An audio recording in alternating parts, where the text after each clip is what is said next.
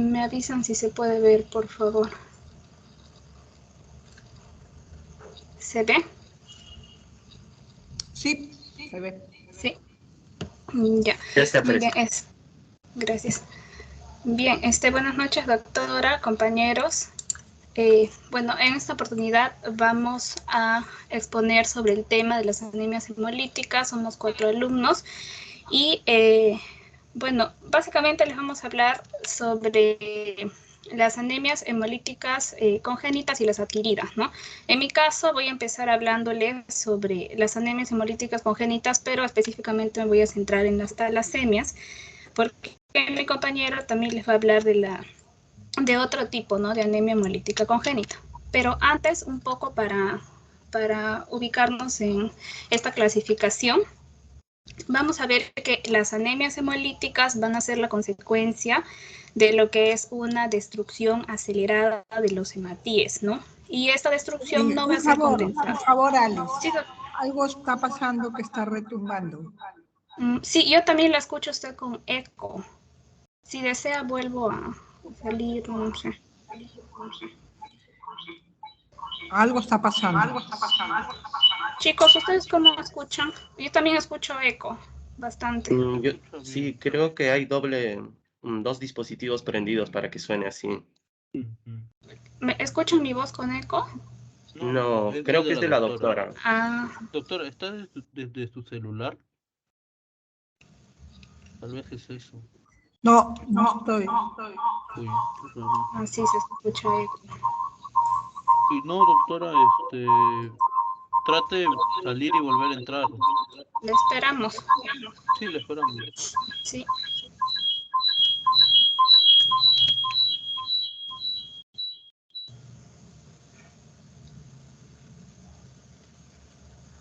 Ahora, sí. Yo sigo Igual se escuchando un escucha pequeño el eco. eco. Un poco menos, pero se escucha.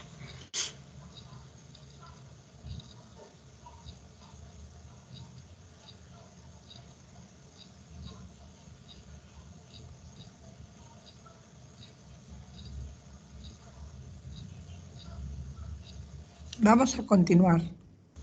Sí, doctora. Ya, bueno, entonces, les estaba hablando sobre la anemia hemolítica, ¿no? Que, bueno, ya hemos visto en clase un poco de las características, pero acá básicamente nos vamos a centrar en lo que vienen a ser las anemias hemolíticas. En mi caso, primero vamos a comenzar con las congénitas, ¿no? Y nos vamos a centrar, ya hemos visto en la clase lo que era la esferocitosis, también se habló de elipsocitosis, ¿no? También se mencionó lo que era la vía pentosa fosfato. Entonces acá lo que estamos entrando nomás va a ser en las talasemias y en las hemoglobinas anómalas, ¿no? También más adelante mis compañeros. Es importante que me digas de dónde lo estás tomando la información. La fuente. Sí, doctora, me olvidé de poner la referencia. Siempre se Pero pone. todo lo he sacado de un artículo. Sí, doctora, disculpe. Es importante. Sí, sí, doctora. Sí, esta información, bueno, básicamente toda le saqué de un solo artículo, pero no le puse la referencia, eso me faltó. Bien, entonces, bueno, para recordar, ¿no? Que estas anemias hemolíticas va a ser la consecuencia de la destrucción acelerada de los hematíes y esto no va a ser compensado de manera suficiente, ¿no? Pese al aumento en la eritropoiesis, no se va a compensar. Entonces, como les mencioné, vamos a hablar lo que son congénitas o adquiridas, pero en mi caso voy a comenzar con lo que son las alteraciones en hemoglobina, específicamente hablando de lo que son las talasemias, ¿no? Pero bueno, antes de entrar en lo que respecta a lo propio de las talasemias en sí, ya vamos a tener que tener en cuenta lo que es la molécula de la hemoglobina, ¿no? Vamos a tener que recordar que es pues una hemoproteína que es tetramérica, transportadora de oxígeno, va a constar de lo que son 4 subunidades o cadenas de globina 2 a 2, ¿no? Y como podemos ver en esta figura, cada una de estas cadenas va a poseer un grupo hemo con un átomo de hierro central en forma ferrosa, a través del cual pues cada subunidad va a ser capaz de fijar una molécula de oxígeno. Entonces aquí a la derecha tenemos lo que son los 6 tipos de cadena de globina humana: la cadena alfa, beta, gamma, delta, epsilon y la cadena Z. Esto es importante porque, bueno, sobre todo este gráfico, con lo que yo les voy a hablar, va a estar muy relacionado a lo que van a ser los defectos en el cromosoma 16 y el cromosoma 11, pero vamos a ver por qué, ¿no? Entonces, de estas cadenas que les hablé, de la combinación de 2 a 2 de estas diferentes cadenas de globina, tipo alfa, tipo beta, básicamente, pues se van a formar las diferentes hemoglobinas, ¿no? En los distintos periodos: periodo embrionario, periodo fetal, neonatal y también en el periodo adulto vamos a tener pues distintos tipos de formaciones de hemoglobina, ¿no? Como les mencioné, aquí en el cromosoma 16 es importante porque se van a encontrar los genes que van a codificar las cadenas alfa, alfa 1 y alfa 2, y también las cadenas Z en el cromosoma 16. Luego vamos a tener en el cromosoma 11 se van a codificar las cadenas delta y beta y también sus variantes embrionarias, que son epsilon y gamma, ¿no? Esto va a ser muy importante porque justamente las talasemias van a darse, ¿no?, por defectos en estos cromosomas. Entonces, ya para entrar un poco a las talasemias, relacionándonos primero con el término, ¿no? Este término en sí va a proceder de la unión de estas palabras griegas: mar, proviene de talasa, y sangre, que viene de aima, ¿no? Y pues con esta denominación se daba a entender que esta enfermedad muestra una especial predilección por las poblaciones que habitaban junto al mar. Estas poblaciones, por ejemplo, habitaban la cuenca del mar Mediterráneo, por ejemplo Grecia, Chipre, sur de Italia, ¿no?, entre estas, Cerdeña, Cilicia, y también se hablaba de la península ibérica, ¿no? Y pues aquí la frecuencia de esta enfermedad variaba entre 1 y el 30% de la población. Sobre todo aquí hay un predominio de la beta-talasemia. Posteriormente también se ha observado que esta enfermedad va a ser prevalente en países del Oriente Medio, del sudeste asiático y de China, en los que la frecuencia pues varía entre 5 y 40%, y aquí la alfa-talasemia es la variante más frecuente. Pero hay que tener en cuenta que en la actualidad, ya con respecto a esta enfermedad, hay una generalización, ¿no? Y esto ya se ha convertido en un problema de salud global emergente y cada vez hay un número mayor de casos, ¿no?, en regiones que originariamente no eran endémicas. Entonces hay que tener en cuenta esto. Ahora, esas talasemias vienen a ser pues un grupo heterogéneo de anemias hereditarias que van a estar ocasionadas por la disminución de la síntesis de una o de varias cadenas de globina. Esto va a ser debido a mutaciones en los genes que van a codificar pues dichas cadenas, ¿no? Entonces estamos hablando, por lo tanto, de una alteración de tipo cuantitativa. Y pues el nombre va a estar en función de la cadena que esté afectada, vamos a llamarla alfa o beta talasemia, ¿no? Hay que tener en cuenta que también va a haber un grado de síntesis de cadena. Va a haber casos en los que no va a haber síntesis de la cadena, y hay otras veces donde la síntesis va a ser en menor cantidad, ¿no? Esta simbología básicamente va a ser para, después que les voy a explicar la clasificación, ¿no?, de las talasemias, entonces hay que tenerlas en cuenta. En algunos no va a haber síntesis de cadena y otros la síntesis va a ser muy disminuida, ¿no? Entonces, un poco con respecto a la fisiopatología, ¿no? Pues aquí hay que tener en cuenta primero que va a haber una cadena que va a estar producida en cantidad normal. Esta cadena normal de la hemoglobina, al no poder unirse con una cadena deficitaria, lo que va a formar la cadena normal va a ser tetrámeros de cadenas libres, pues que van a precipitar en el interior celular. Y la interacción de los tetrámeros que van a estar en el interior celular con la misma membrana del glóbulo van a producir la desestructuración de este glóbulo rojo, ¿no? Van a ocasionar una muerte celular precoz en la médula ósea. Esta es la eritropoiesis ineficaz. Y también pueden originar una muerte celular precoz, pero también en la sangre periférica, ¿no? Entonces se pueden dar estos dos tipos de muerte precoz del eritrocito. Y en el caso de la beta-talasemia, las cadenas alfa que van a estar en exceso, porque justamente al faltar las cadenas beta, esas cadenas alfa en exceso van a ser muy inestables, entonces van a precipitar en los precursores eritroides de la médula ósea y van a condicionar un importante componente de eritropoiesis ineficaz. En cambio, la alfa-talasemia, aquí las cadenas beta que van a estar libres van a formar unos tetrámeros que son más estables, que van a precipitar más tardíamente en el hematíe maduro y va a predominar aquí el componente de hemólisis en sangre periférica. Entonces ahí tenemos, aquí entonces sería la beta-talasemia, eritropoiesis eficaz, y la alfa-talasemia, hemólisis periférica. Cuando disminuye la síntesis de la cadena de globina, se va a producir una hemoglobinación que va a ser defectuosa. Esto va a condicionar a la existencia de microcitosis e hipocromía, que más adelante les voy a mostrar en una lámina. Y bueno, todo esto va a llevar a una anemia hemolítica crónica, va a estimular el aumento de progenitores eritroides en la médula ósea, va a provocar lo que son alteraciones, ¿no?, esqueléticas, osteoporosis también. Por otro lado, esta expansión de los progenitores que vemos aquí de la médula ósea también puede darse en otros tejidos, ¿no? Eso se le denomina hematopoiesis extramedular. Esto va a ser responsable, por ejemplo, de la hepatoesplenomegalia y también de las masas paravertebrales de eritropoiesis. Además, también la anemia, la hipoxia, la expansión medular van a llevar a una disminución de la hepcidina, y esto va a ocasionar una sobrecarga férrica también por un aumento de la absorción intestinal de hierro, y se va a ver agravada también, después les voy a explicar por qué va a haber una terapia transfusional también en estos pacientes, ¿no?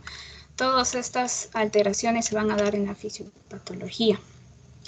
Ahora, bueno, con respecto en sí a la clasificación, vamos a ver que se puede dar una clasificación, una denominación de la alfa-talasemia. El siguiente va a ser la beta-talasemia.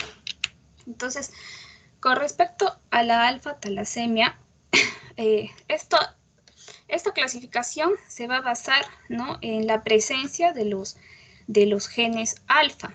Por ejemplo, lo normal es que se tenga los 4 genes alfa, ¿no?, 2 de cada progenitor, y van a condicionar las combinaciones genotípicas que se relacionan con fenotipos clínicos específicos, ¿no?, dependiendo de la capacidad de síntesis de estas cadenas. Por ejemplo, si se tiene la alteración en un solo gen, en uno solo, se va a expresar en una forma denominada talasemia silente, ¿no? Esta no va a tener en sí una repercusión clínica. Sus valores de hemoglobina corpuscular media, su volumen corpuscular medio, pues van a estar dentro del límite bajo, ¿no?, de la normalidad.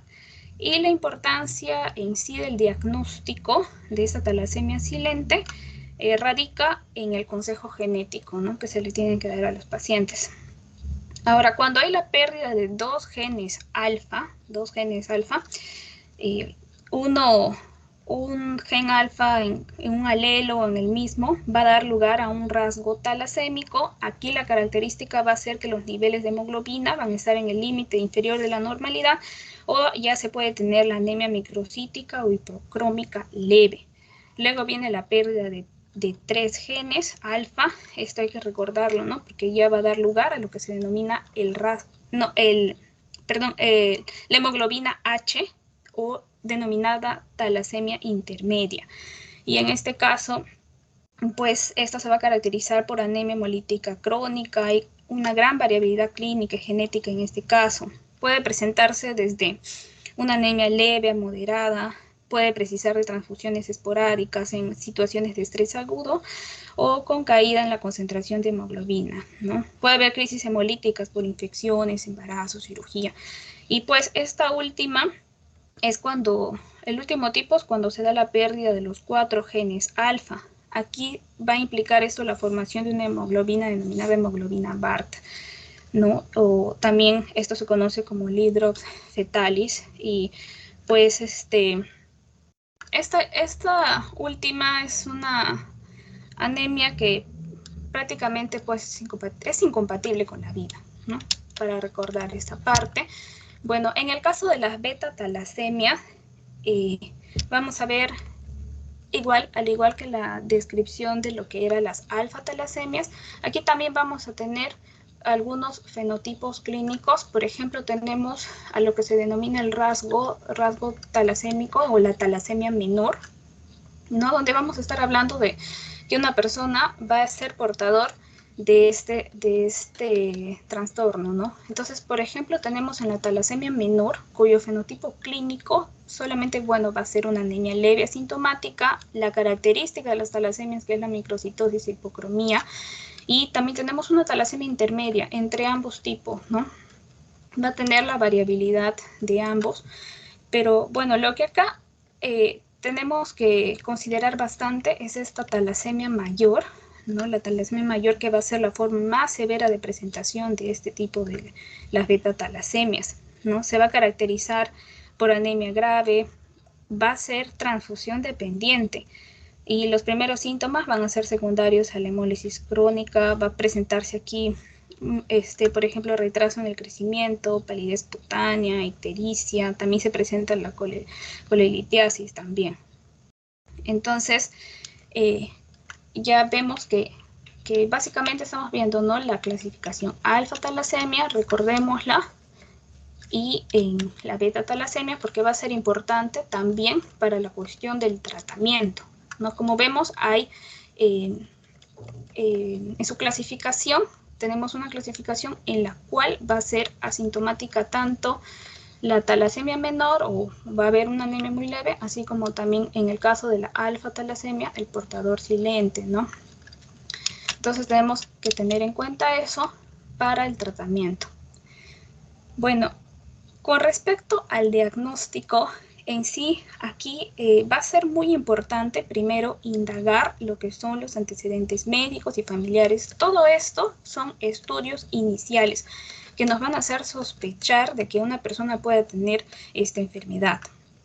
Entonces, primero indagamos antecedentes médicos, familiares, pedimos hemograma con índices eritrocitarios y frotis de sangre periférica. En el hemograma va a ser importante, ¿no?, con respecto a la hemoglobina, una característica es que generalmente cuando tenemos valores menores de 11 gramos por decilitro, vamos a estar pues pudiendo tener una sospecha, ¿no?, de ese tipo de anemia. Pero ya cuando tenemos menos de 6 gramos por decilitro de hemoglobina, vamos a estar en lo que es la anemia de Cooley, o lo que era la talasemia mayor, no olvidamos, ¿no?, la talasemia mayor. También recordemos que en el hemograma se va a encontrar un volumen corpuscular medio menor de 70 femtolitros. Entonces, se trata de una anemia microcítica, y tenemos una hemoglobina corpuscular media que también va a ser baja en las talasemias. Y bueno, también como les dije, hay una lámina donde van a haber características importantes que nos van a hacer sospechar de la talasemia. Primero tenemos la sospecha, ¿no? En el frotis de sangre periférica podemos encontrar lo que son los codocitos. Los codocitos son los más comunes, así como se muestra en la lámina. Los codocitos, o también conocidos como ojos de buey, no son característicos de las talasemias. Está el cuerpo de Howell-Jolly, que es una mancha azul en los eritrocitos que representan restos de ADN. La anisocitosis se va a manifestar, ¿no?, por el tamaño desigual de estos eritrocitos. Se van a ver cuerpos de inclusión. Estos cuerpos de inclusión se van a ver solo en la enfermedad de la hemoglobina H, que recordemos que era cuando se perdía, cuando había alteración en 3 genes, ¿no?, en 3 genes en las alfa-talasemia.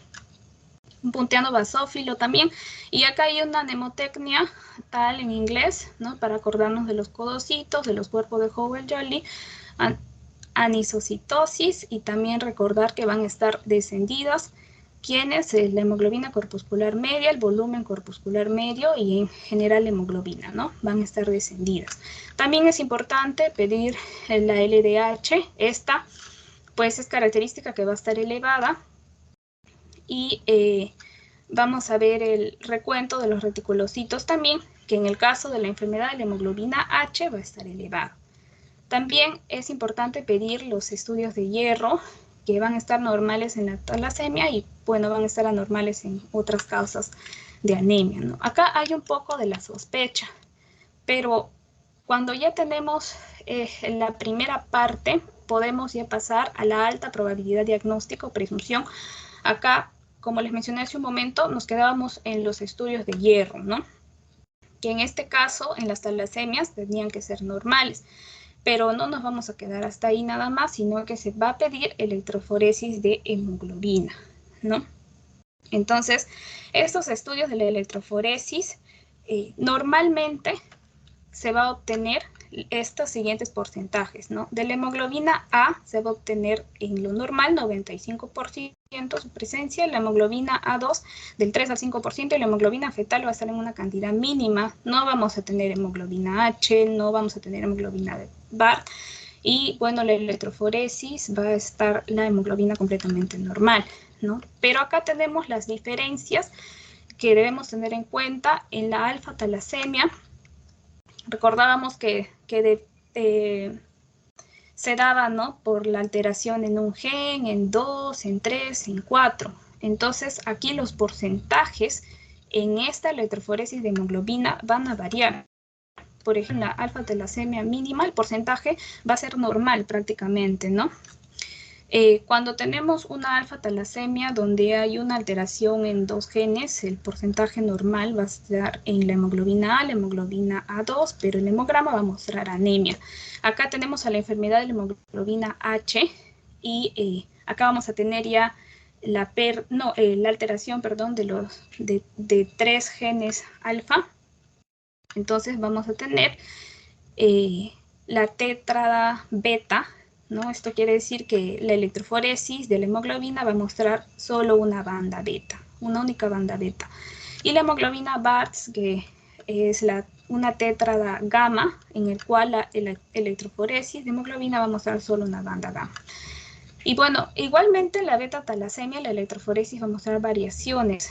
En la menor, en la talasemia menor, vamos a ver que va a haber un descenso de la hemoglobina A, va a estar presente en un 93%, recordemos que lo normal era un 95%, y la hemoglobina A2 y la hemoglobina fetal van a estar pues un tanto incrementadas. Igualmente en la beta-talasemia mayor, acá no vamos a tener hemoglobina A, la electroforesis no nos va a manifestar valores de hemoglobina A, y la hemoglobina fetal va a estar, miren, en un 90% prácticamente, y la hemoglobina A2 en un 10%, ¿no? Entonces, este examen prácticamente, pues, la electroforesis nos está dando una presunción o alta probabilidad diagnóstica, pero en sí, lo que nos va a dar la confirmación diagnóstica la vamos a obtener mediante la identificación de la alteración genética ya a nivel molecular. Y esas alteraciones pues van a poder ser mutaciones puntuales como inserciones o sustituciones, que por ejemplo las predominantes en las alfa-talasemias son estas mutaciones puntuales. Las mutaciones extensas como duplicaciones, deleciones, reagrupamientos, pues van a ser responsables de la mayoría de las beta-talasemias, ¿no? Sobre todo lo que es la delección de uno o varios genes beta. Entonces, este estudio molecular no solo nos va a confirmar la presencia de una forma severa de talasemia, como la talasemia mayor o la talasemia intermedia, sino que también nos va a permitir detectar a los pacientes en una fase presintomática, planificar también el manejo de futuras complicaciones y realizar el consejo genético adecuado, ¿no? Y entonces debemos tener en cuenta esto de la confirmación diagnóstica. Acá para mencionar que también las talasemias se pueden hacer diagnóstico diferencial tanto con la anemia ferropénica, porque también va a ser esta otra causa principal de anemia hipocrómica microcítica, ¿no? Y también se puede hacer un diagnóstico diferencial con la anemia por enfermedad crónica o anemia de inflamación crónica, enfermedad hepática también. Acá están los codocitos, ¿no? U ojos de buey, entonces también hay que tener en cuenta eso. Los pacientes esplenectomía también van a presentar codocitos. Entonces, como les mencioné, primero vamos a tener una sospecha y después ya con la electroforesis vamos a prácticamente no determinar, pero al final con la confirmación diagnóstica se determina todo. Y bueno, con respecto al tratamiento, ya para finalizar, vamos a tener con respecto que las formas que son asintomáticas, como le mencioné, estaba la primera, la talasemia, que había una alteración, la alfa-talasemia, donde había una alteración en un solo gen, y también tenemos a la talasemia menor beta, ¿no? Aquí estas pues no van a necesitar en sí un tratamiento, se recomienda muchas veces aquí suplemento diario con 1 miligramo de ácido fólico, ¿no? En la talasemia, que no es dependiente de transfusión. Pero también se menciona que el aporte diario de la dieta pues, suele ser suficiente en este caso para prevenir, por ejemplo, la anemia megaloblástica, ¿no? Lo que sí va a requerir tratamiento son ya los casos severos, como la anemia de Cooley y la enfermedad de la hemoglobina H. Acá toma un papel muy importante la transfusión, ¿no? Es muy importante porque sin un soporte transfusional continuo, entonces muchos de estos pacientes con talasemia mayor morirían por causa de anemia, ¿no?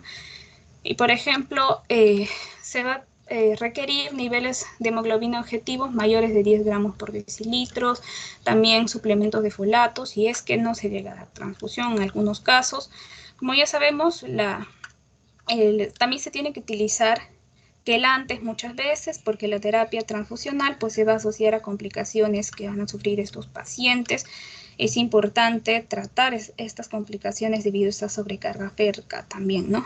Con los quelantes como la deferoxamina, deferiprona, ¿no? Es importante.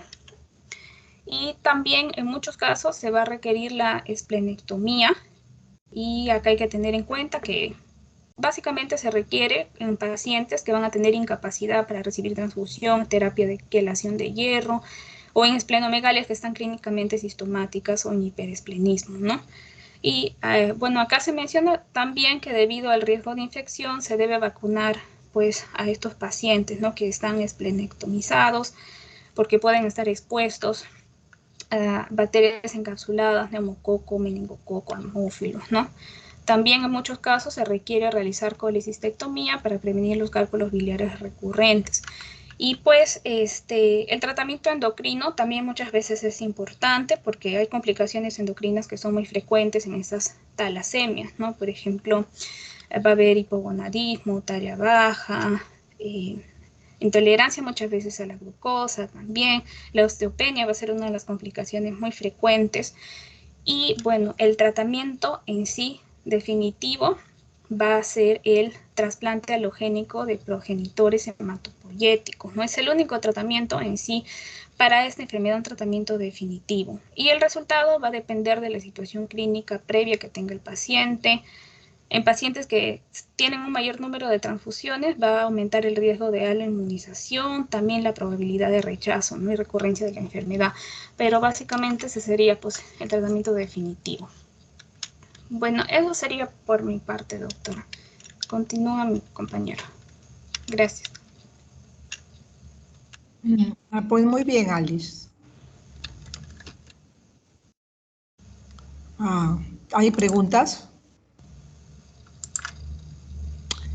Dime, Alice, ¿qué porcentaje de pacientes tienen talasemia por generación espontánea, sin antecedentes familiares?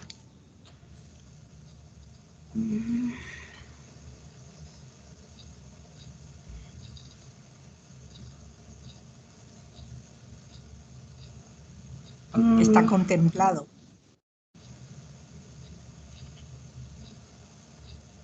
¿No lo has leído? No, doctora. Ya. No leí ese dato. ¿Todos los pacientes hacen síntomas? No, no todos. Como mencioné, va a depender de las cadenas que van a estar afectadas, ¿no? Por ejemplo, bueno, la alfa-talasemia va a depender de la cantidad de las cadenas que van a estar afectadas. Algunos pacientes van a ser asintomáticos, lo que se denomina el portador silente, ¿no? Básicamente los que van a hacer síntomas va a ser cuando ya están afectadas en la alfa-talasemia 3 3 cadenas alfa, entonces vamos a tener ya una talasemia intermedia, lo que se conoce como la presencia de la hemoglobina H, ¿no? Ellos y también, bueno, lo que es incompatible con la vida, ¿no? Que sería ya una alteración en las 4 cadenas alfa. Entonces, no todos los pacientes van a hacer sintomatología. Solamente van a estar, por ejemplo, en un ¿Qué estado tratamientos de retardador. profilaxis hay en los pacientes con talasemia mayor? Bueno, en la talasemia mayor en sí, les había mencionado que primero se debe tener en cuenta mucho lo que es la transfusión, ¿no? La transfusión, porque este va a ser pues un tratamiento central en estas enfermedades.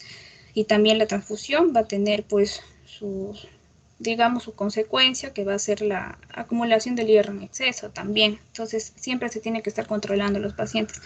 Va a ser la transfusión, va a ser también Hablaba de profilaxis. En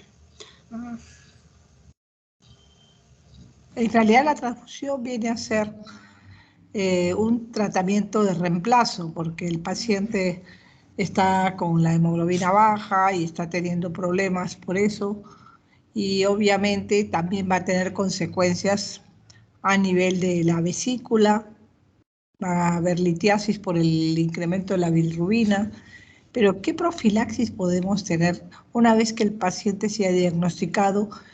¿Qué le vamos a decir? ¿Qué cosa es lo que va a hacer? ¿Qué cosa debe tomar para disminuir las crisis hemolíticas? Porque hay crisis.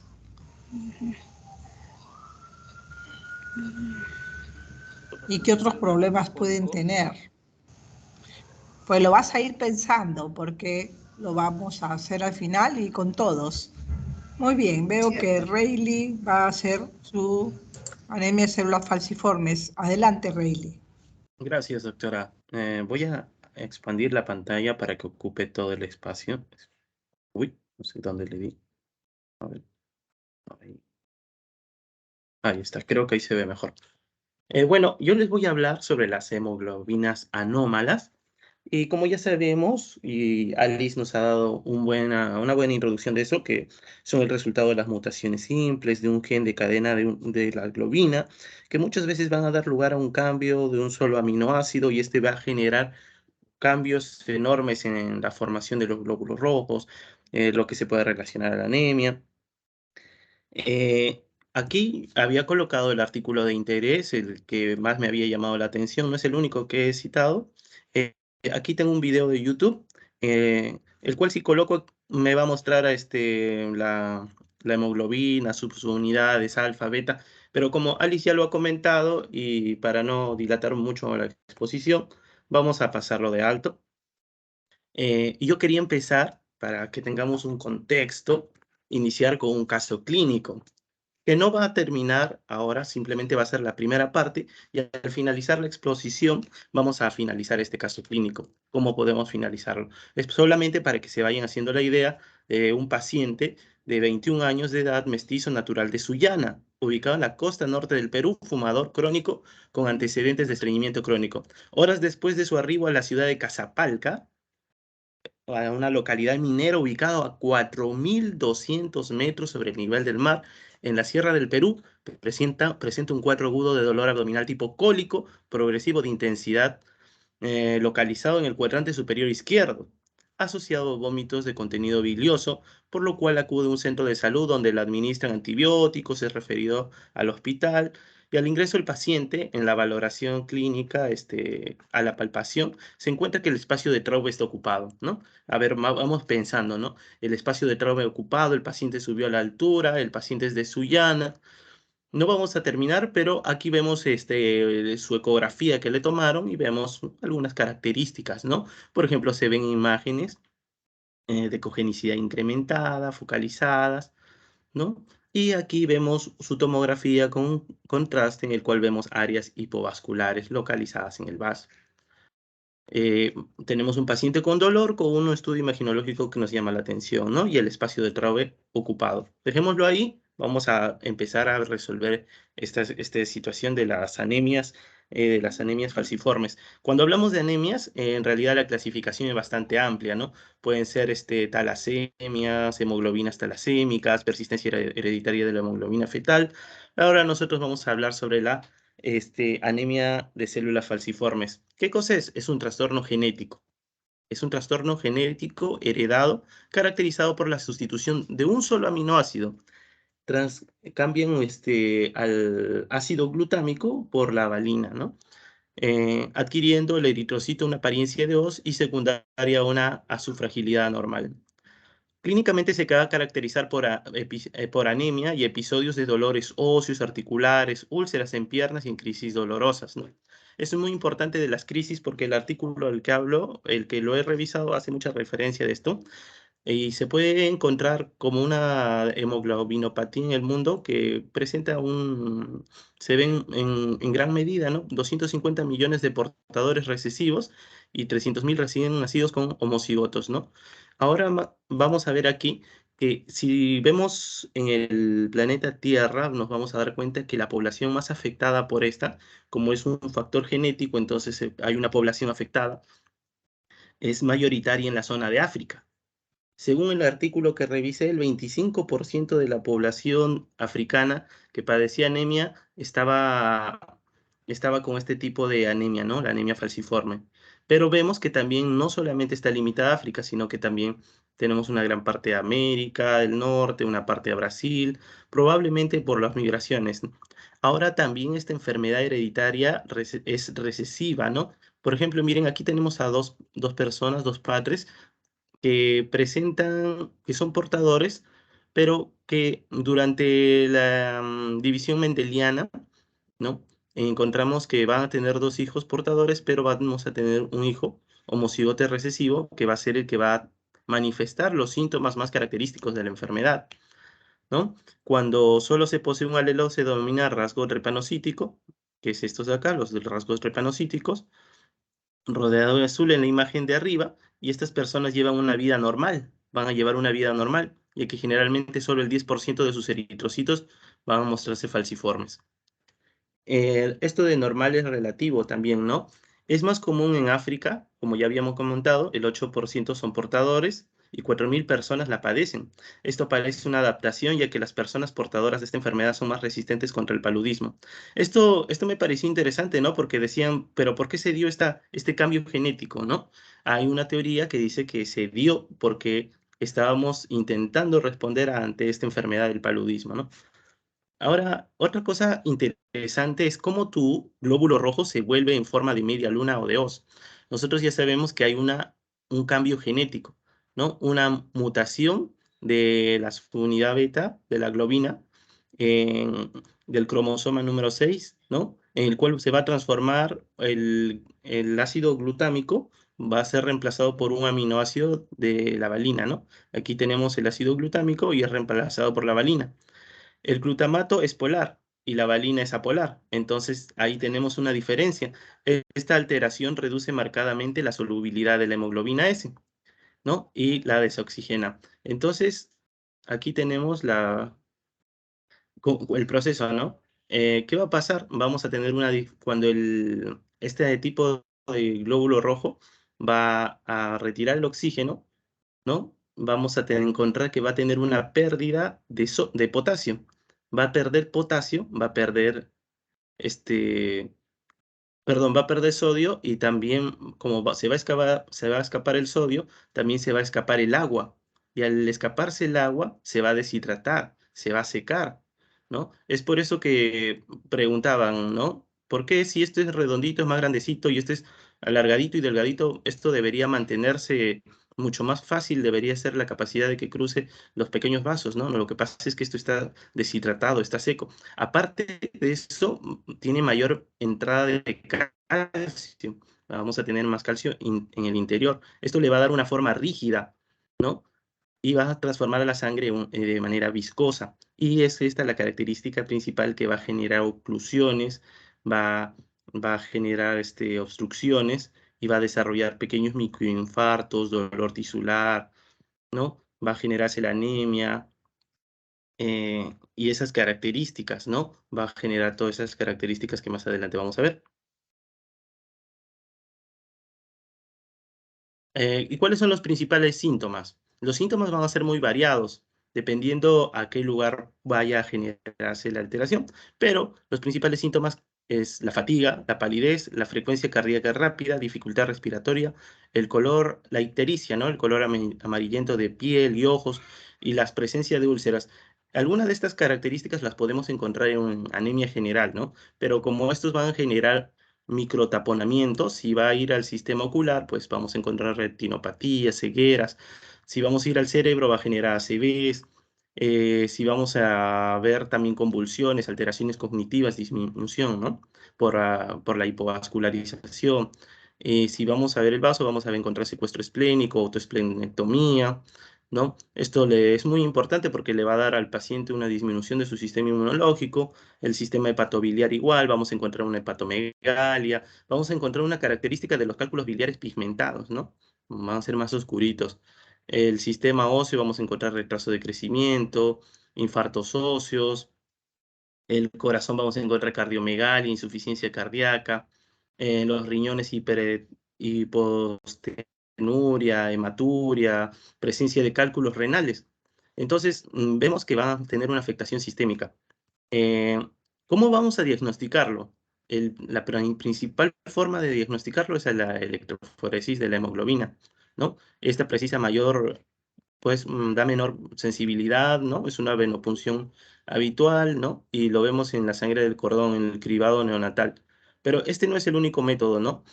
También encontré la cromatografía líquida de alta precisión y dice que este es el método inicial para los recién nacidos, ¿no? Es lo ideal para los recién nacidos. Y utiliza como muestra el papel secante del cribado de metabolopatías neonatales y es útil para la cuantificación de la hemoglobina S, ¿no? Aquí también medimos la hemoglobina S, ¿no? Que este es el espectro de la hemoglobina S que está bastante elevada. Y es útil en los casos de seguimientos y tratamientos. También está la prueba de la falciformación, ¿no? Que son células trepanocíticas que son obtenidas in vitro. Luego se les adiciona metabisulfito de sodio a la muestra. Pero ¿a quiénes le vamos a hacer estas técnicas de diagnóstico? Le vamos a hacer a una población neonatal global, ¿sí? Sí se hace. Se hace a pacientes sospechosos de cualquier edad, a pacientes de cualquier edad. No está limitado a los pacientes neonatos. También vamos a mostrarlo a pacientes que tengan en un estudio normal células drepanocíticas, ¿no? Los glóbulos rojos en forma de media luna, y todavía vamos a, como ya hablamos, que hay una tendencia, un inicio genético en las personas de raza negra, entonces esto nos va a ayudar a pensar más. La anemia también vamos a encontrarlo como signos característicos en pacientes que van a tener dolor, dolor no específico o dolor de etiología no determinada, ¿no?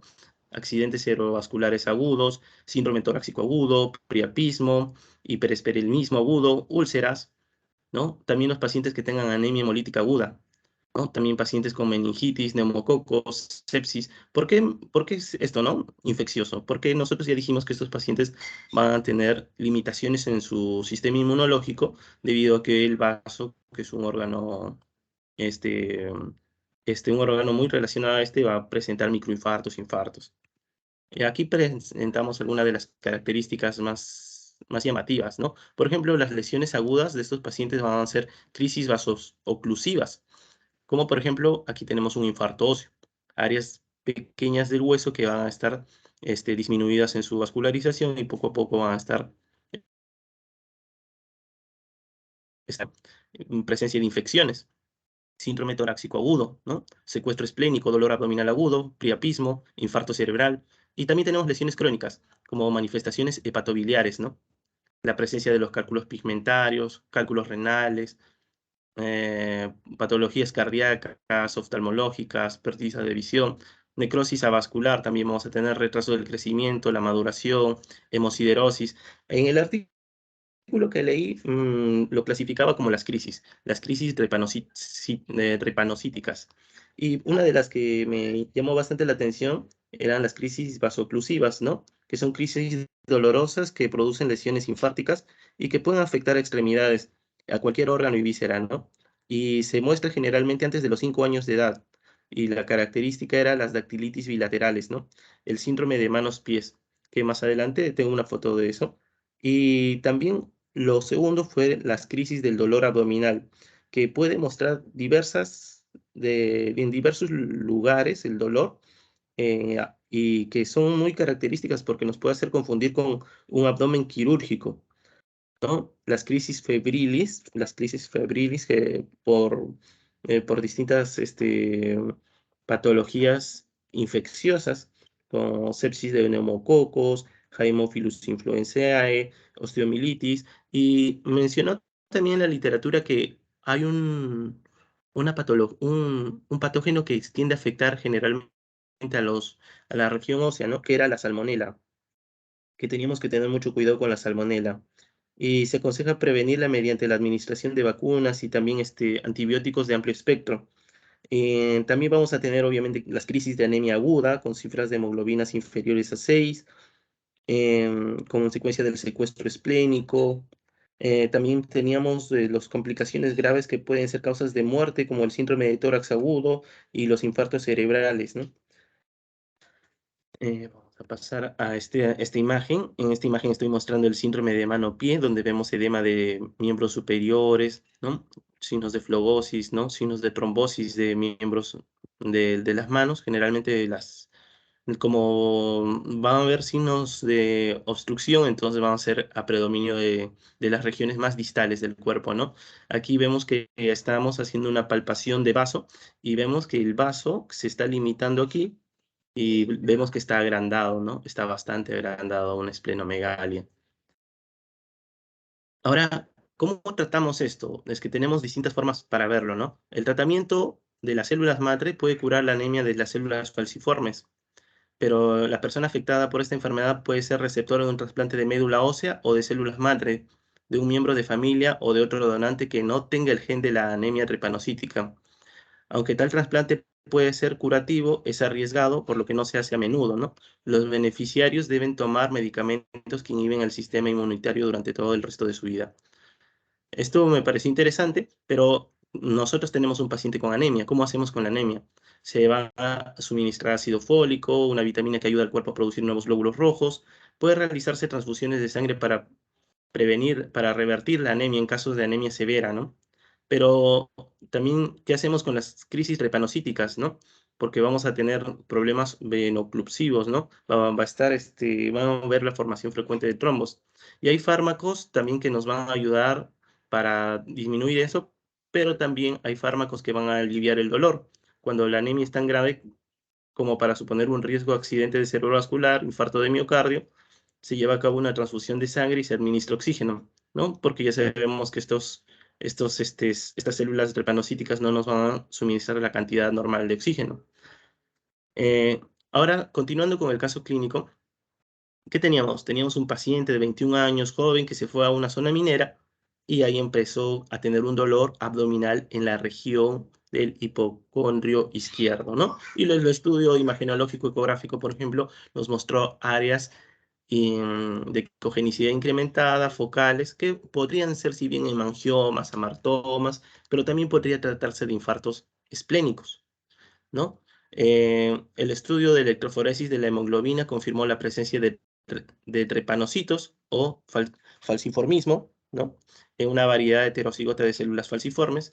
El caso descrito corresponde a un síndrome doloroso abdominal por infarto esplénico asociado a una enfermedad heterocigota de células falciformes que condicionó que debería tenerse en cuenta en cuadros de dolor abdominal agudo, ¿no? Entonces, esto me pareció bastante interesante, asociado a la exposición de grandes alturas.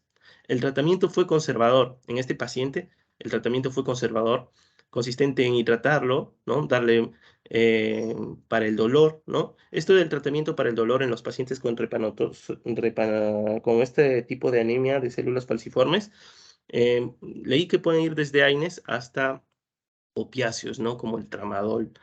Y adecuada oxigenación, ¿no? La evolución fue favorable estando en condiciones de alta a los 8 días de su hospitalización, ¿no?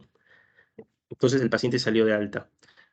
Otro de las causas que me llamó la atención, como me había dado cuenta que dentro del mapa de la diversificación de esta enfermedad era predominante en la zona de África, pero también en la zona de Brasil.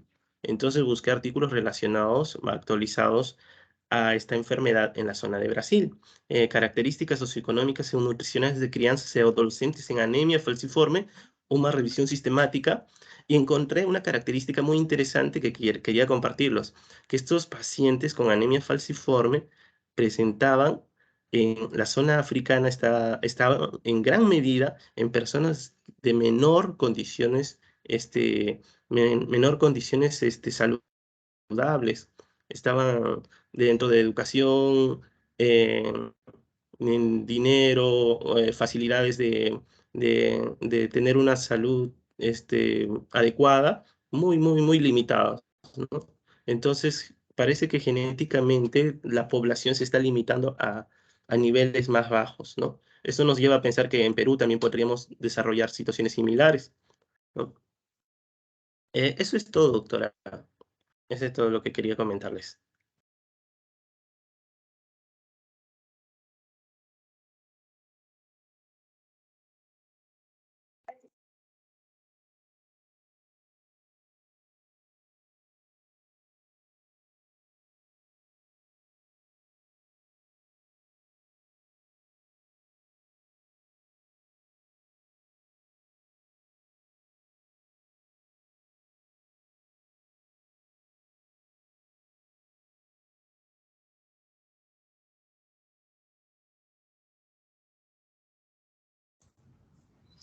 Disculpen, se salió el internet por un momento. Sí, doctora, como les comentaba, yo ya había terminado.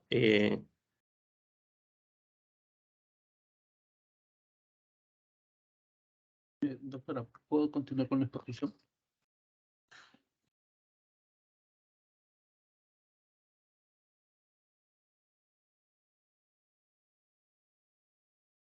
Doctora.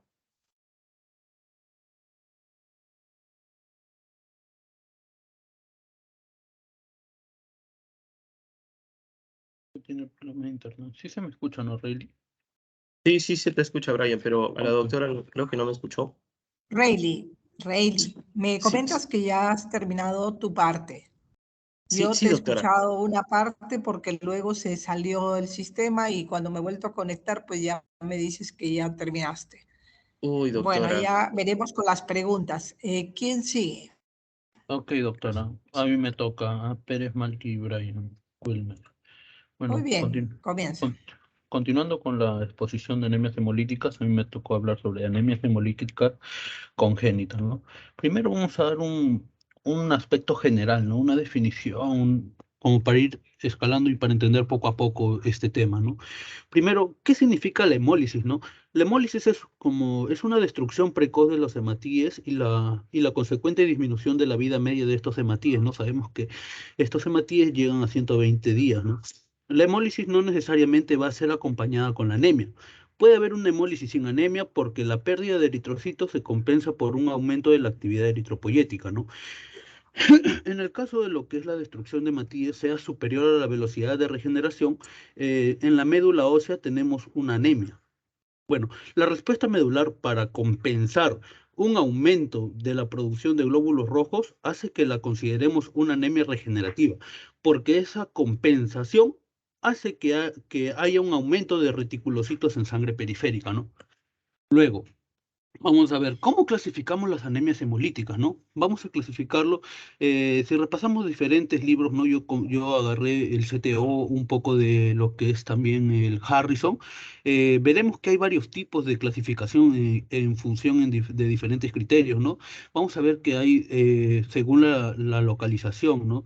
Se distinguen entre hemolíticas intravasculares y extravasculares, ¿no? Las intravasculares son los eritrocitos, son destruidos dentro del torrente circulatorio, Esto pasa en pacientes con prótesis vasculares y lo que son las microangiopatías también, ¿no? En las hemólisis extravasculares, los eritrocitos son destruidos, ¿no?, en el vaso por aparición principalmente de los que son los macrófagos. Bueno, el aumento de esta actividad tiene lo que es como consecuencia el aumento del tamaño del vaso y es decir, una esplenomegalia, ¿no? Entonces, yo puse también un cuadrito, ¿no? Un cuadrito para identificar de otra literatura, saqué que es para identificar los extravasculares y las intravasculares, ¿no? Vamos a ver que las hemólisis extravasculares son más frecuentes, ¿no? En el cuadro apreciamos lo que es la etiopatogenia de los cuadros de la hemólisis, ¿no? Nos preguntamos dónde se destruye el glóbulo rojo, ¿no? Si es dentro o fuera del vaso sanguíneo, ¿no? Si la destrucción fuese o fuera o dentro del vaso, disculpe, el órgano encargado es propiamente, disculpe, dentro del vaso sanguíneo, el órgano encargado va a ser el vaso. Y este funciona como un depósito de lo que es de glóbulos rojos. Por ende, se le explica que es crónica, ¿no? Y lo hace más rápido y por esto es que nos da lo que es la esplenomegalia. Como es crónico, los niveles de bilirrubina están aumentados, lo cual nos lleva a lo que es a la ictericia, no solo a la ictericia, sino también a los cálculos pigmentarios, ¿no? Entonces, los pacientes que llegan con cálculos biliares es muy frecuente. Luego vamos a ver lo que es la alteración en el desarrollo óseo. Se da por lo que es la hiperactividad de la médula ósea que en los niños genera lo que es la alteración del crecimiento y el cráneo en cepillo, ¿no? Que lo vamos a ver más adelante. Luego vamos a las úlceras en piernas, ¿no? Lo cual esto se da por lo que son disculpen, los microtrombos secundarios. Luego ahora vamos a ver en lo que es las crisis aplásicas, ¿no? Que se da por infecciones y la más conocida es la infección por el parvovirus B19, ¿no? Y la que más se asocia al parvovirus es lo que lo que son las causas intracorpusculares, lo que son las membranopatías por las esferocitosis, ¿no? Luego vamos a explicar esto un poquito más adelante. Eh, Luego las crisis hemolíticas, la destrucción que es acelerado por hematíes, por la sobreactividad de monocitos macrofágicos, ¿no? La crisis megaloblástica se da en la sobreactividad de lo cual consume el folato, ¿no? Y si no damos lo que es el ácido fólico, para compensar habrá una crisis megaloblástica, ¿no? Entonces vamos a ver que en las hemólisis intravasculares son agudas. Vamos a ver que los principales acá son la hemoglobina y la hemosiderina, ¿no? Que en este caso, en los casos intravasculares, van a ser de los que son por excreción renal, ¿no? Según la presentación clínica sea diferente entre estos tipos, ¿no? Por eso vamos a ver que los intravasculares van a ser hemoglobinuria, los más característicos, y la hemosidenuria, ¿no? Y también va a haber insuficiencia renal. Luego vamos a ver que las presentaciones clínicas, como ya antes mencionadas, son agudas y crónicas. Las causas, ahora vamos a ver que las causas son intracorpusculares y extracorpusculares, ¿no? Las intracorpusculares son las llamadas congénitas y las extracorpusculares adquiridas. Como ya sabemos que son congénitas y adquiridas, ahora vamos a explicar algunas de las causas, ¿no? Algunos de los tipos, mejor dicho. Vamos a ver que las intracorpusculares vamos a tener que son las membranopatías, las enzimopatías, las hemoglobinopatías y lo que son también es un tipo de lo que son intravasculares, es la hemoglobinuria paroxística nocturna. Es intravascular, pero se desarrolla como una extracorpuscular. Por lo tanto, esto se le considera que es una congénita, pero tiene de acción adquirida, ¿no? Y vamos a ver que las extracorpusculares son los problemas vasculares, las infecciones, las esplenomegalia, como ya han explicado mis compañeros anteriormente, ¿no? Ahora vamos a ver sobre lo que es las hemólisis corpusculares congénitas. Vamos a ver que acá van a haber tres tipos, ¿no? Este es el tipo que me tocó a mí exponer. Vamos a ver que son las membranopatías, que lo vamos a dividir en cuatro, ¿no? La esferocitosis hereditaria, la cistosis hereditaria, la estomatosis hereditaria y la serocitosis, ¿no? Luego vamos a ver que dentro del grupo de las corpusculares congénitas vamos a ver las hemoglobinopatías, ¿no? Las talasemias y los drepanocitos, ¿no? Y en las enzimopatías vamos a ver lo que es el déficit de glucosa 6-fosfato deshidrogenasa, lo que son los trastornos de la vía glucolítica y el trastorno trastorno de lo que son los metabolismos de los nucleótidos, ¿no? A mí me tocó especialmente hablar sobre las membranopatías, ¿no? Vamos a ver que las esferocitosis hereditarias son las más comunes. Esa es la más común de este tipo, ¿no? Como lo había mencionado también, como se puede deducir como el nombre, los hematíes tienen una forma esférica y eso les da lo que es la rigidez que condiciona su destrucción precoz, ¿no? La causa de esta apariencia es un fallo genético que se encadena eh, un defecto en una proteína de la membrana del glóbulo rojo, ¿no? Otras membranopatías, como ya lo había mencionado, son que más adelante les voy a explicar una por una, y luego dentro de los que son las hemoglobinopatías, bueno, hay un caso de defectos en las moléculas de hemoglobina, ¿no? Pero puede ser la sustitución de un aminoácido en una de las cadenas de globina, o puede haber un fallo en la síntesis de una de las globinas, ¿no? Un ejemplo típico del primer caso es de los drepanocitos o las nemias falciformes, ¿no? Que ya lo explicó mi compañero Reilly. En estos glóbulos rojos tienen una hemoglobina S en lugar de una normal, ¿no? Como ya lo he explicado. Luego también vamos a ver en las enzimopatías el déficit glucosa 6-fosfato deshidrogenasa, que es el más frecuente de este tipo, ¿no? Y afecta lo que son las vías pentosas de fosfato y que protege al hematíe de la acción de la sustracción de oxidantes, ¿no? A lo que es al consumir las habas tiernas se producen lo que es el metabolismo oxidante que precipitan una hemólisis, ¿no? Esto es lo que se le llama la crisis del favismo. Y también vamos a ver lo que son la esferocitosis hereditaria, ¿no? Vamos a ver el primer tipo de los que son de los defectos de membrana de Mathieu, ¿no? Sin antes, vamos a hablar un poco de la membrana de Mathieu, ¿no? La membrana de Mathieu presenta una bicapa lipídica externa que tiene como finalidad el aislamiento del hematíe e impedir la permeabilidad excesiva de agua. Por dentro de la capa lipídica o bilipídica se encuentra un esqueleto, ¿no? de proteínas cuya finalidad es mantener los lípidos en la membrana del hematí y facilitar lo que es la adaptación de la morfología del hematí en las diferentes zonas de lo que son la microcirculación, ¿no? Vamos a ver que el primer tipo es la esferosis hereditaria. Como ya lo había mencionado, es la más frecuente, pero también es la anemia hemolítica congénita más frecuente en las personas de ascendencia blanca o europea, ¿no? En algunas literaturas lo menciona. Es de transición autosómica dominante habitualmente, ¿no? La etiopatogenia, vamos a ver que se trata de un trastorno en las proteínas de membrana, ¿no? Que ahí lo he señalado con un círculo rojo, que es la anquidina en un 50% de los pacientes, la bandas 3 en lo que es en un 25% y la espectrina, ¿no? En un 25% restante, que ocasionan lo que es un anclaje defectuoso del fosfolípido, y al no encontrarse bien anclada en la bicapa lipídica, se pierden los fosfolípidos de membrana y se produce un aumento de la permeabilidad de la membrana de sodio y agua. Esto ocasiona una deformación en el hematíe que adquiere una forma hiperesférica, ¿no? Estos esferocitos son células que carecen la capacidad de adaptación a la microcirculación, con lo que al llegar a los sinusoides esplénicos no pueden atravesar no pueden atravesarlos y quedan atrapados y son destruidos, ¿no?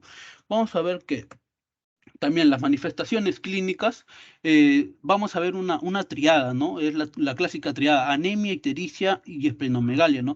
Suelen ser crónicas y silentes, ¿no? Vamos a ver que las crisis hemolíticas agudas presentan con un cuadro de fiebre, dolor abdominal, la lumbalgia, dolores óseos, la ictericia, la coluria, la hematuria, la insuficiencia renal aguda y el shock, y puede llegar a lo que es el shock. Las anemias hemolíticas congénitas crónicas, vamos a ver con la turricefalia, que es un fallo en la soldadura de los que son las fontanelas del cráneo, ¿no? Los huesos en cepillo, que esas son las clásicas de las talasemias, las úlceras trombóticas, que ya hemos explicado, ¿no? Por qué se dan, ¿no? Las hepatomegalias y las esplenomegalías. Bueno, vamos a ver que va a haber un antecedente familiar, sí, pero también puede haber también puede estar sin antecedentes, ¿no? Acá lo explicaron muy bien en un video que vi, que los padres pueden ser recesivos, ¿no? Y el paciente o el niño puede generar dominancia por estos genes recesivos que tienen los padres, ¿no? Bueno, lo clásico que tienen estos pacientes son, como ya lo hemos mencionado, anemia, ictericia, esplenomegalia. También va a presentar los que son los cálculos biliares, ¿no? Porque ellos presentan también lo que es una concentración elevada de la bilirrubina indirecta. Vamos a ver que también va a haber úlceras en piernas, que son por la microtrombosis, y las deformaciones óseas, como vemos en este paciente de la derecha, ¿no? En este caso, el vaso presenta un rol doble esencial, ¿no? En la esferocitosis por mecanismo dual. Vamos a ver ¿por qué se produce la esplenomegalia? Porque hay un sitio mayor de destrucción, una hiperactividad en el vaso y un tránsito por circulación esplénica que hace que los glóbulos rojos sean más esferocitos y eso acelera lo que es su destrucción, ¿no? Luego, vamos a ver en el laboratorio, ¿no? Y en el tratamiento, vamos a ver lo que es características generales citadas, ¿no? En lo que son las generalidades de las anemias hemolíticas, ¿no? Que es la elevación del LDH sérica, la bilirrubina indirecta, los que son los incrementos de los reticulocitos, los policromatofilos en sangre periférica, ¿no? En esta anemia se objetivan los esferocitos. Los esferocitos no son patoneumónicos de esta enfermedad, ya que también pueden objetivarse en las anemias inmunohemolíticas, ¿no? Y si es característico de esta enfermedad que los esferocitos presenten un aumento de lo que es la concentración o más conocido como el CHCM, ya que es una pérdida de la membrana del hematídico y que ocasiona una disminución de la superficie del mismo, ¿no? También vamos a ver que el BCM, o el volumen corpuscular medio, de la hematía no está mal, ¿no? Está entre el rango normal y bajo y va a haber un aumento de la fragilidad ósea, ¿no? Vamos a ver que el tratamiento en casos exista la hemólisis significativa o una anemia importante, se debe realizar lo que es la esplenectomía. Se aconseja retrasar en estos casos, ¿no? He encontrado un caso mejor dicho, en qué paciente se le debe hacer la esplenectomía, ¿no? En casos leves se trata de evitar la esplenectomía y en los casos moderados se retrasa hasta lo que es la pubertad. Se trata de retrasar el más tiempo posible y en los casos severos tiene que esperarse entre 4 a 6 años.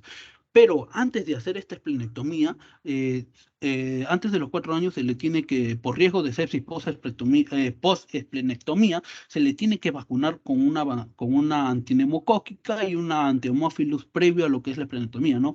Y el tratamiento no es el curativo, por así decirlo, es la esplenectomía y el ácido fólico. La esplenectomía, ¿por qué? Porque ayuda a curar la anemia, no ayuda a curar la anemia, ayuda a revertir la anemia. Luego vamos a ver sobre la eliptosis hereditaria, vamos a ver que es un autosómico dominante, no correlaciona morfología con la severidad y la mayoría es por alteración de la espectrina, ¿no? Es más que todo por un déficit. Y lo que es la esplectronotomía podría ser beneficiosa en estos pacientes. Luego vamos a ver el desorden en el transporte catiótico, ¿no? Yo lo dividí así, ¿no? Vamos a ver que son los estomatocitos hereditarios, que este es clásico, ¿no? Los estomatocitos hereditarios por un exceso de agua y bueno, y lo que se tiene que rescatar de los serocitos hereditarios es la deshidratación, ¿no? Sería lo contrario a la estomatocitosis hereditaria, ¿no?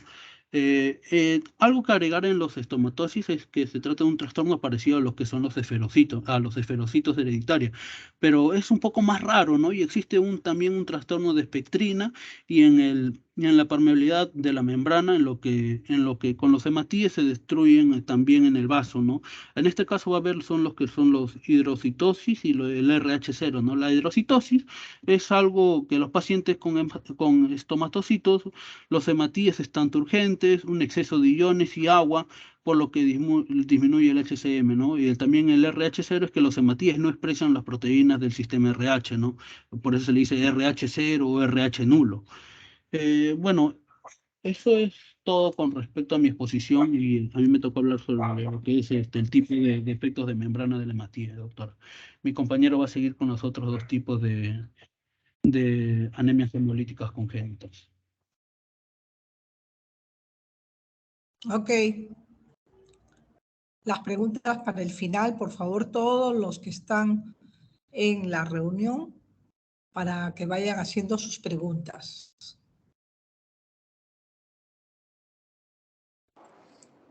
Buenas noches, doctora. Voy a compartir mi pantalla.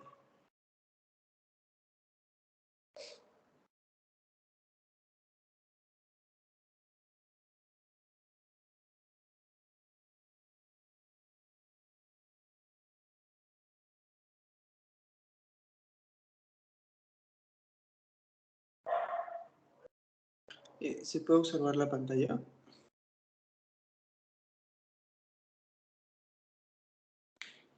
Sí, está bien. Listo. Bueno, buenas noches, doctora. Yo voy a seguir con la otra parte sobre los anemia hemolítica congénita. Soy Miguel Ángel Pérez Acuña. Bueno, vamos a hablar de los otros tipos que tienen que ver con las enzimopatías, ¿no?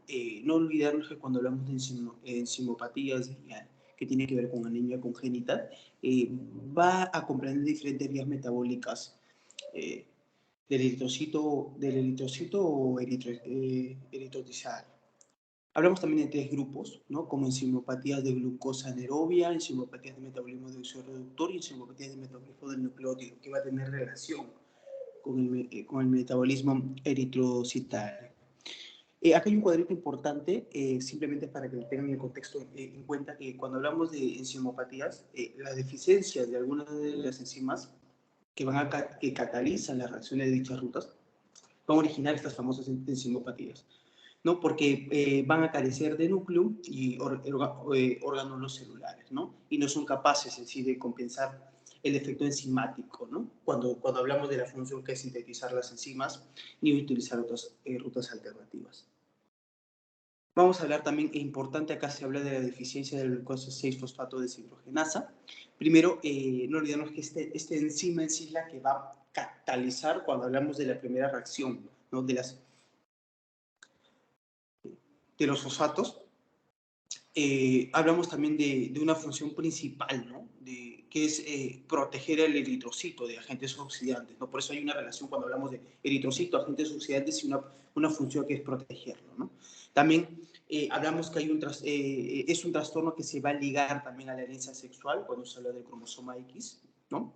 Y también hay una relación porque esto de acá tiende a tener una mayor predicción, ¿no? Para personas de raza negra o blancos en la zona del Mediterráneo y Asiático. No olvidemos que estos tipos de patologías es muy importante también la área geográfica y tenerlo también importancia en la etiología, ¿no?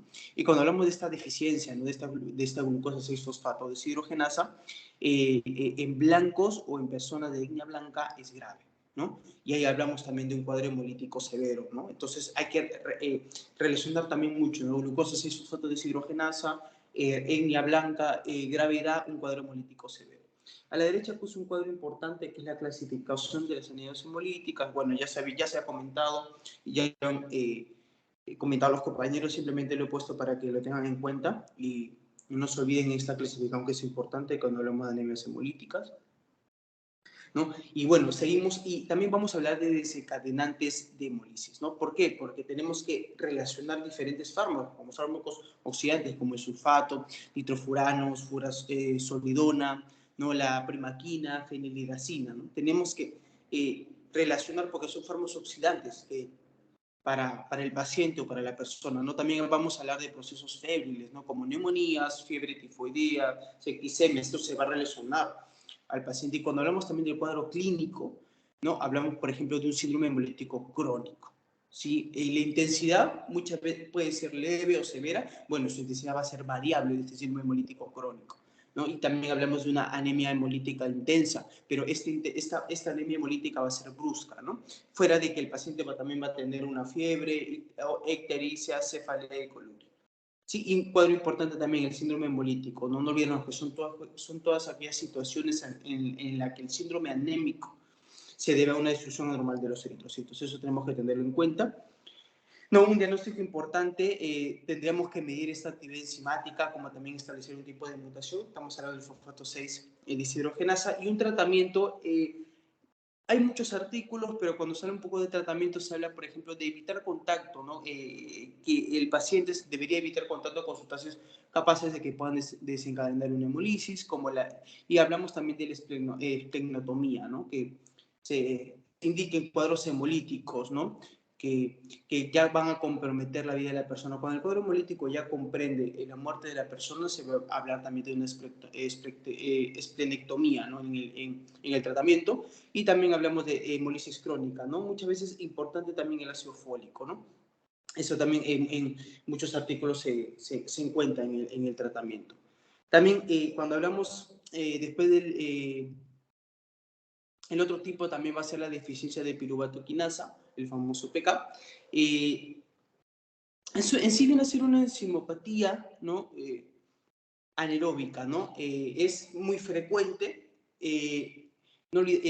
importante también porque va a haber una catalización, o sea, cuando hablamos un poquito de la fisiopatología, también vamos a hablar de que esta piruvato quinasa en sí es la última enzima, ¿no? De la glucosa y va a catalizar la transformación de fósforo en el piruvato. No olvidarnos donde se va a producir la molécula del ATP. Vamos a hablar también del PK humano, ¿no? Que se va a codificar dos genes que tenemos que tener en cuenta, el PKRL y el PKM. Y no olvidarnos que la deficiencia del PK eritrodisaria es por carácter autónomo recesivo. Esto tenemos que tenerlo en cuenta. Cuando hablamos de un PK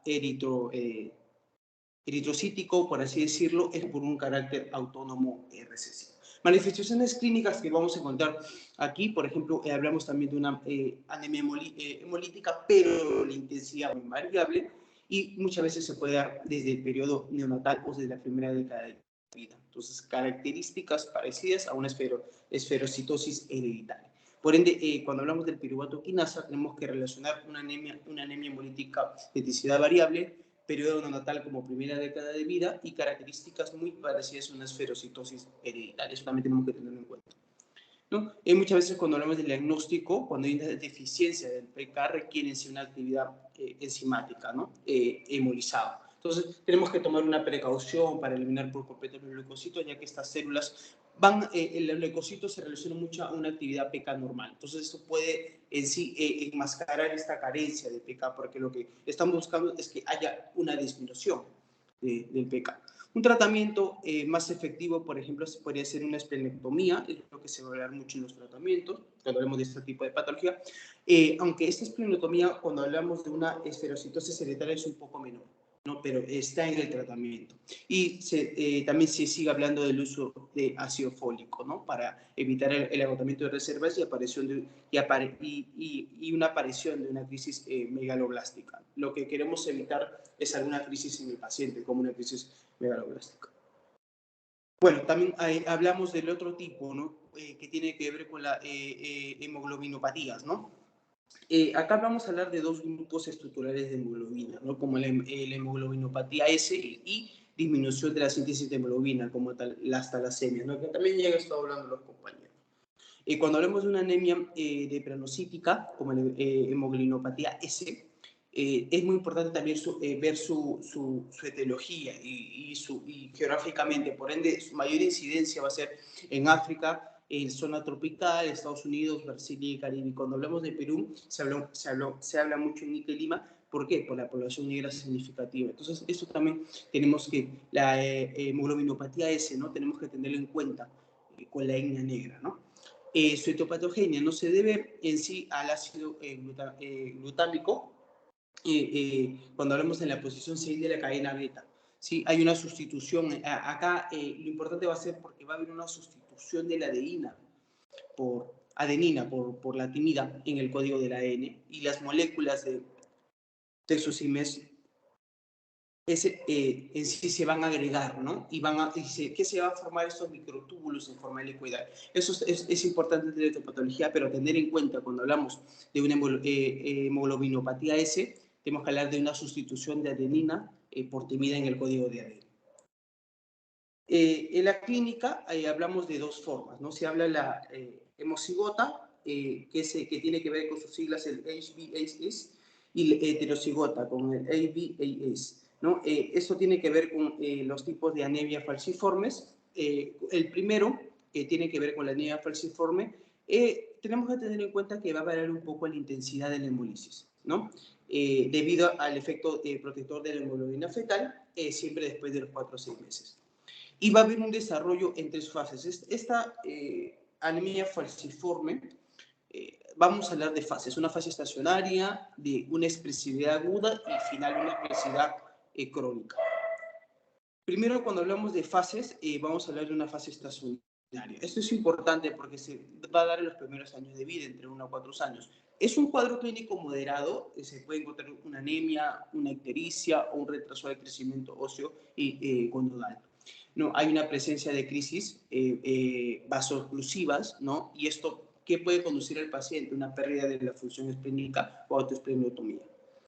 Fuera de la estacionaria viene una fase que es una especificidad aguda, que eso es a partir de los 4 años. Pero ya, acá la anemia ya va a haber un agravamiento de la anemia. Por ende, la hemoglobina va a ser menor de los 8 gramos. También se vuelve a hablar de una crisis vaso-oclusiva, pero hay algo diferente acá. En una expresividad aguda va a afectar al pulmón, riñón como tejidos óseos y características de dolor intenso en territorios afectados. Crisis del dolor agudo es un dolor óseo, pero es limitado, ¿no? También va a haber oclusiones microvasculares y acá se relaciona mucho las infecciones, que son muy frecuentes.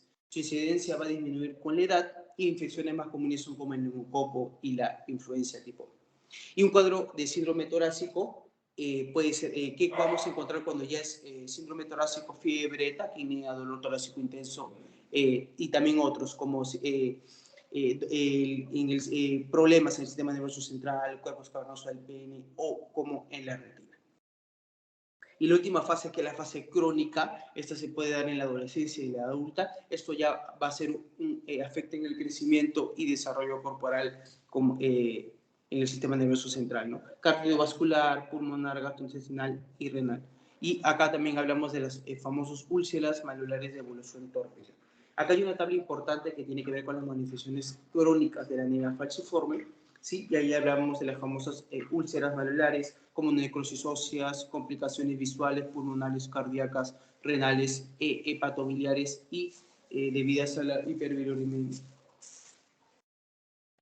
Después de ver las fases, hablamos también de un rasgo falciforme, que es el otro tipo, y hablamos de portadores heterocigotos, ¿no? Que tiene que ver con un gen falciforme y se caracteriza por la ausencia de signos clínicos, ¿no? Acá muchas veces el paciente no va a tener signos clínicos debido a una ausencia. Y la hemoglobinopatía se pone manifiesto mediante ¿qué? Pruebas de laboratorio, como una electroforesis de hemoglobina, ¿no? Eso va a ser muy importante cuando hablemos de rasgo falciforme, y se manifiesta en situación de estrés, por ejemplo, con una disminución de la presión parcial del oxígeno, ¿no? Bueno, tiene que ver también con una altitud, anestesia, o luego realizar un esfuerzo físico intenso. Y también fuera de esta electroforesis de hemoglobina que se le va a tener que hacer al paciente, muchas veces también se habla de una crisis vasoclusivas, ¿no? Con compromiso de vaso-riñón. Un diagnóstico importante puede ser, como hablamos de anemia, ¿no? Un hemograma que tiene que ver con una anemia normocítica o ligeramente macrocítica, como lo viene el 7 o 9, ¿no? Con reticulocitos, y también hablamos de una evidencia, ¿no? de panocitos y dianocitos. La electroforesis de la hemoglobina en pH alcalino. Esto es importante, es muy usado en individuos homocigotos, ¿no? Con el HBSS, que muestra una fracción de la hemoglobina. ¿Por qué? Porque esta hemoglobina es la que va a migrar detrás de la hemoglobina fetal y va a haber una ausencia total de la hemoglobina. Entonces, estos sujetos que son heterocigotos presentan fracciones de hemoglobínicos con intensidad similar, que esto va a corresponder a la hemoglobina A y S, ¿no? Entonces, por ende, en la imagen se habla, por ejemplo, de una lámina periférica, que es un paciente con drepanocitosis, y se observa una presencia abundante de drepanocitos, que son células alargadas, esas células alargadas que que parecen o se simulan en forma de plátano. Eso también tenemos que tener en cuenta. Y tratamiento también importante preventivo, lo que se tiene que hacer siempre en la paciente es evitar infecciones, una acidosis, ¿no?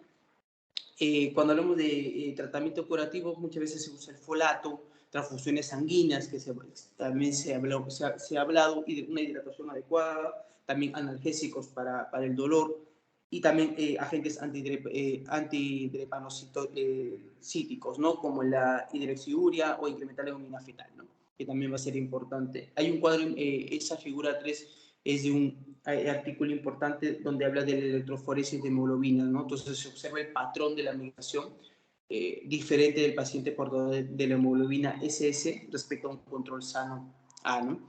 Y ahí nos damos cuenta de una hemoglobina SS, control A, y hablamos de una hemoglobina AS y un control AS, ¿no? Este cuadro es importante, se relaciona mucho a la electroforesis que se tiene que hacer.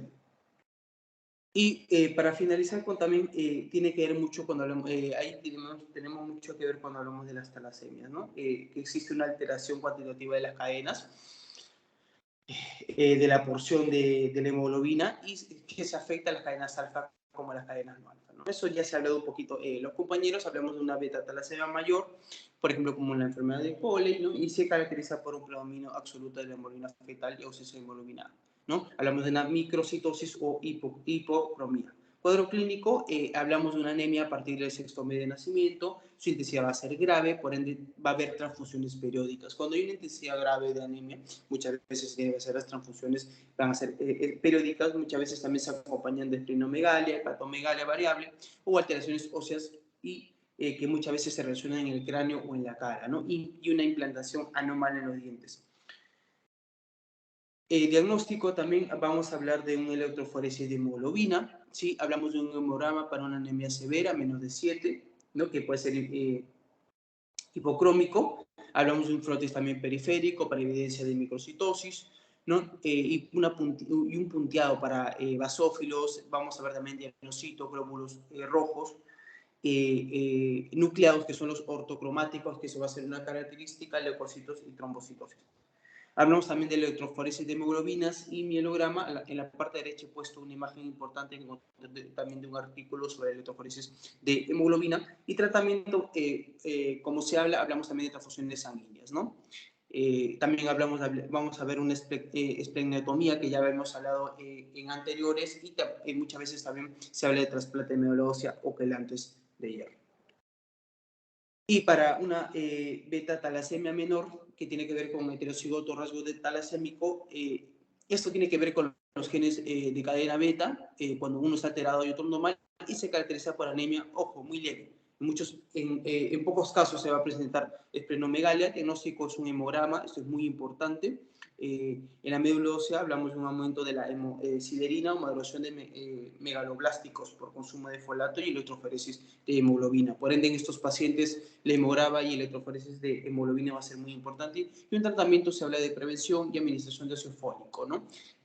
No administrar suplementos de hierro por riesgo de la hemocromatosis, que tenemos que evitarla. Porque cuando hablamos de beta-talasemia menor, muchas veces o en pocos casos se va a dar una esplenomegalia, ¿no? Y se caracteriza por una anemia muy leve. Bueno, eso sería todo por mi parte, doctora. Muchas gracias.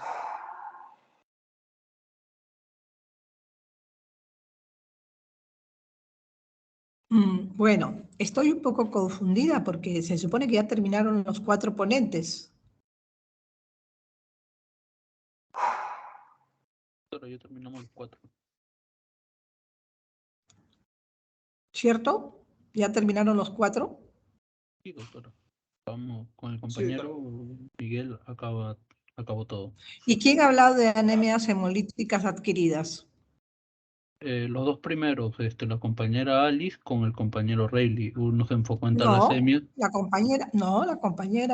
tu compañera Alice ha hablado de talasemias y Rayleigh Sí. ha hablado de trepanocitosis. Tú has hablado de fisiopatología en general Y sobre el primer tipo de... Miguel ha hablado de un resumen. Ha hablado un poco de enzimopatías y ha hecho un resumen entre, otra vez ha repetido talasemias y ha repetido de panocitosis. Nadie ha hablado de anemias adquiridas, de anemias hemolíticas adquiridas, que son las autoinmunes. Eso deberían haberlo hablado los primeros dos compañeros, el compañero Rayleigh y la compañera Alice. Nos dividimos así, ellos dos hacían eso y mi compañero Miguel y yo hacíamos anemias hemolíticas congénitas. Yo me encargaba de, como son 3 en congénitas, yo hablaba sobre fisiopatología, un poco de generalidades, definiciones y lo que es el primer tipo de defectos de membrana de hematía. Ahí le hablé sobre ferocitosis, la leptocitosis, Yo no estoy preguntando eso, yo estoy preguntando qué pasó. Entonces, ¿por qué simplemente es un incompleto de este seminario, porque han repetido. Se han dividido, pero no han cumplido con su división. Bueno, eso ha sido un problema de coordinación entonces de los que han hecho adquirida.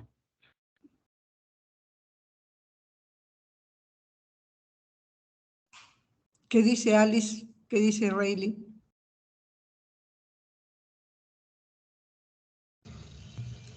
Sí, doctora, no, lo que pasa es que hubo una confusión, pero sí, bueno, nosotros íbamos a hacer las congénitas.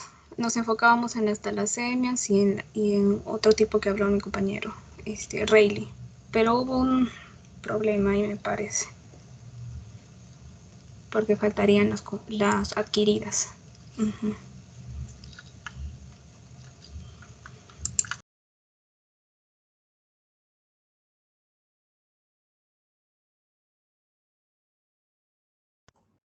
Así es.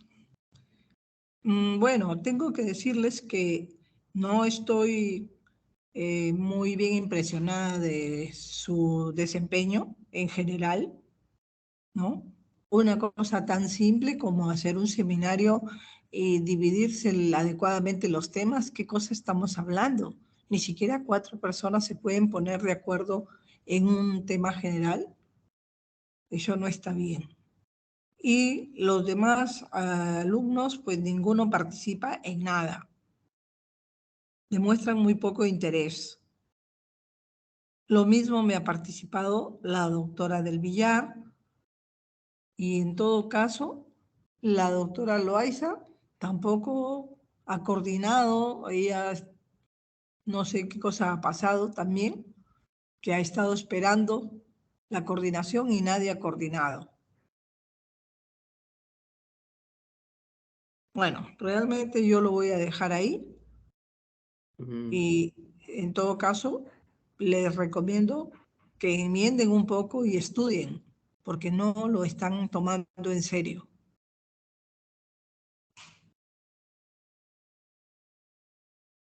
Doctora, buenas noches.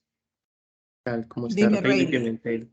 Sí, doctora, dos cosas, ¿no? No quisiera comentar que compañero, que otro compañero se confundió.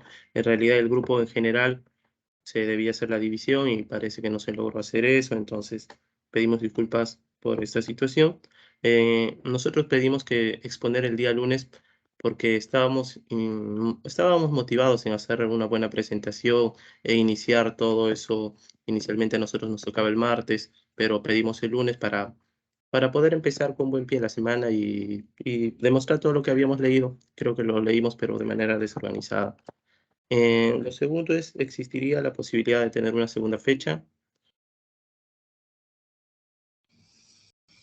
Eso lo veríamos, pero es importante que sepan que si iba a comenzar el primer grupo hoy día y de pronto no se puede hacer porque uno de los participantes no está libre. ¿No está libre en todo el día?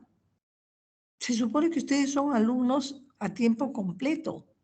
Los profesores somos los que no tenemos disponibilidad a tiempo completo con ustedes, pero los alumnos tienen que estar disponibles. Ustedes se supone que tienen unas clases, unos cursos, unas actividades, pero no es posible que no tengan disponibilidad. Y si es que ustedes están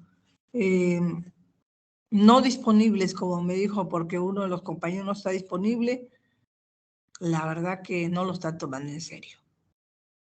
Ya, ok.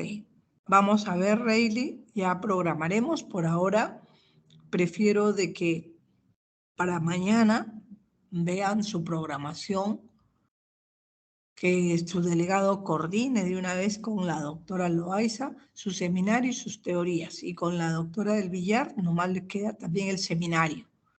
Y ella está totalmente dispuesta, siempre está dispuesta a hacer las clases. Así que coordínelo y ya cuando sobre el tiempo hacemos lo que falta de hemolíticas adquiridas. Entonces, doctora, para entenderle bien, al grupo, bueno, al resto de chicos de mi grupo restante que no pudo exponer, podría tener una segunda opción para poder hacer las preguntas, para poder Sí, terminar resto de chicos, la solamente dinámica. ustedes 4 son los que han expuesto y los dos Mm, se han dividido en lo mismo prácticamente, ¿ya? Entonces, teóricamente, si ustedes son los responsables del grupo, a ustedes les correspondería completar las adquiridas. Sin embargo, vamos a darle prioridad a los otros seminarios y a las otras teorías que no han hecho con la doctora Loaiza porque no han coordinado adecuadamente para poder enti- avanzar. Y ya, luego que se culmine con eso, vemos la disponibilidad de tiempo para terminar esta parte. mm, Gracias, doctora.